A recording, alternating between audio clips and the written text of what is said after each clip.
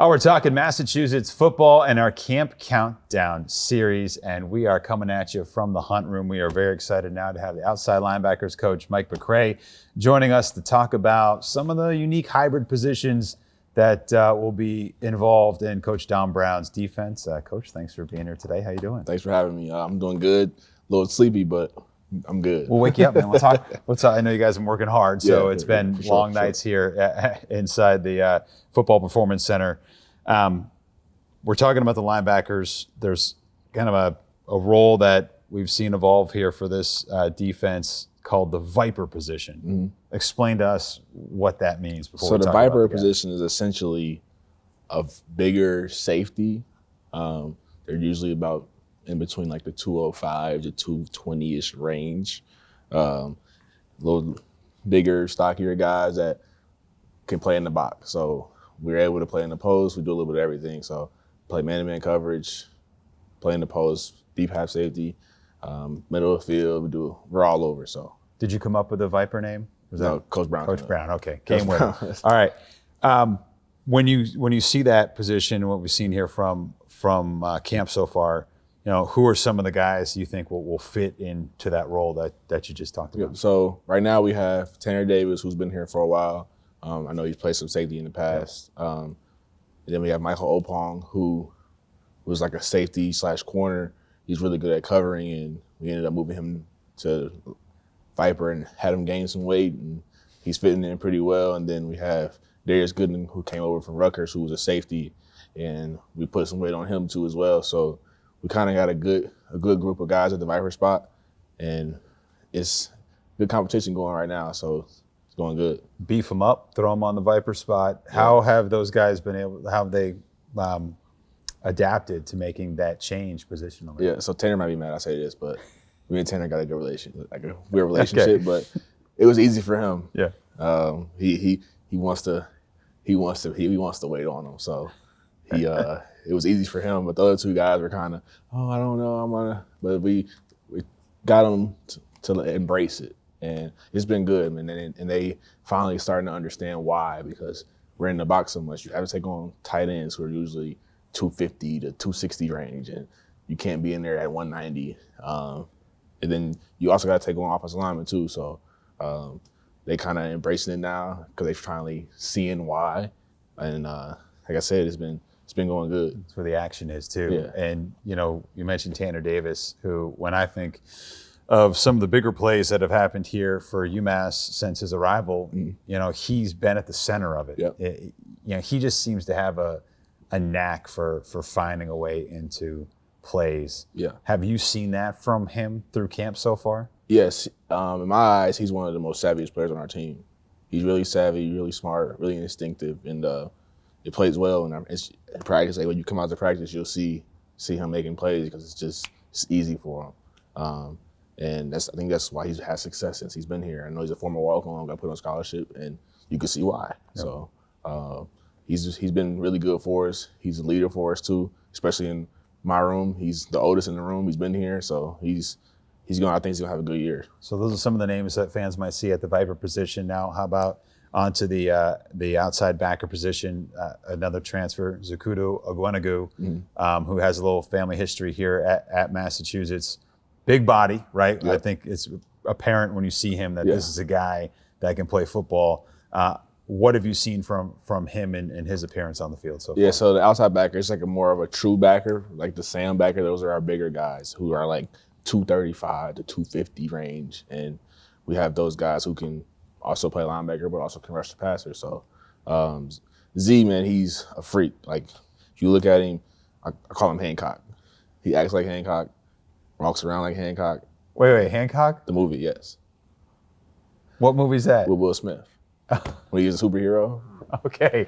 I'll have to go see it. He doesn't talk. He acts like him. He walks like him. He runs like him. Just everything like him. So, but he's one of those guys that when you want him to lead you off the bus and out the tunnel, he's gonna put fear into your eyes. But he also does it on the field too. So he kind of backs it up. I made a note here to watch the movie. All right, Hancock. I can make that comparison with Zakudu, or Z, as you guys call him. Also on the linebacker position, Massachusetts guy, saw him a little bit last year, Dominick Schofield. What's his role and how do you see him fitting into? He's gonna get on the field this year for sure. He's flashed a lot and he's grown since the spring. I know last year he didn't play much at all. Freshman, he's the youngest in our other than Jalen Murphy, he's a young sophomore. He has 4 years left. Every day he's gotten better since I've been here, and he has a lot of potential. So I think he could end up being one of the best here out of my whole group, honestly. That's great. And you mentioned Jalen Murphy, the lone freshman. Yep. In this setup. So how does he kind of hold his own, or has he been able to hold his own out there on the field through the first 2 weeks of camp? Yeah, it's always hard for freshmen. Yeah. Every freshman is hard. Trying to learn the playbook, trying to get adapted to new people, new culture, new everything. But he's done well.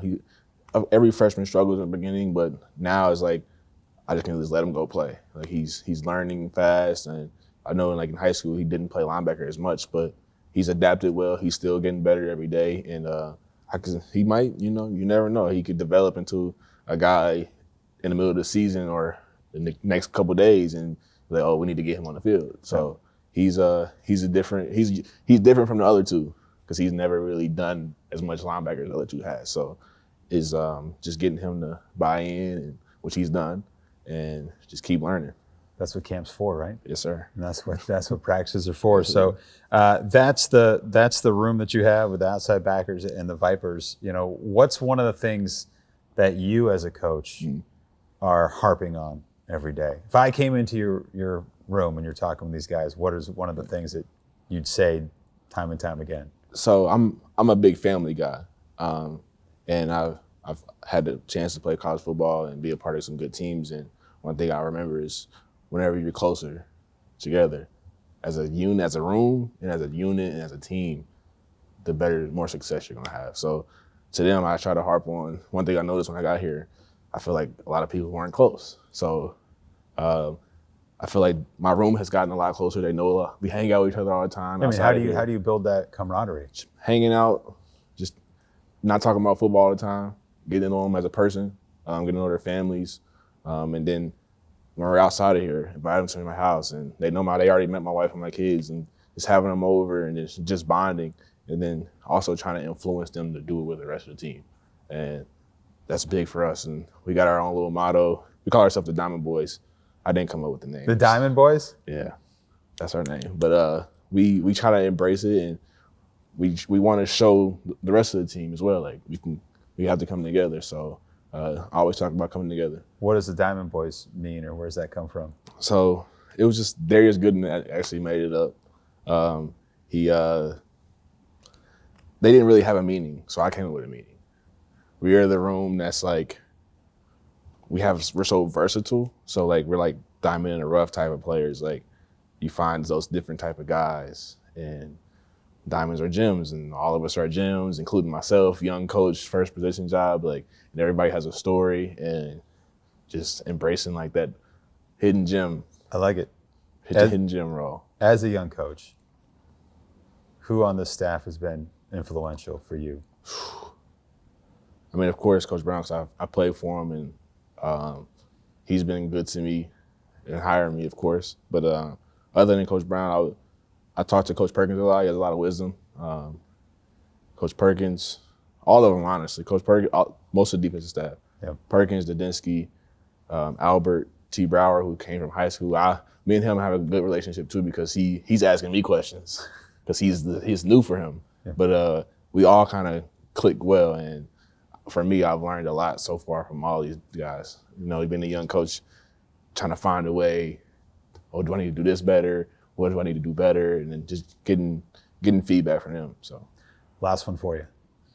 When you look at this room and these guys, that first game is going to be down at Tulane on September the 3rd.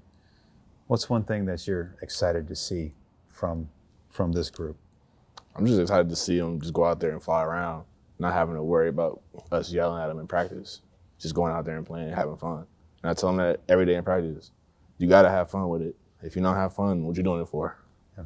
So just going out there, just seeing all the practice reps and all the yelling and getting on them, and then just going out there and just seeing it all. play out, and hopefully they play as well as I think they will. Well, Coach, we're excited to see that as well. Thank you so much for taking the time. Thank you. Appreciate it.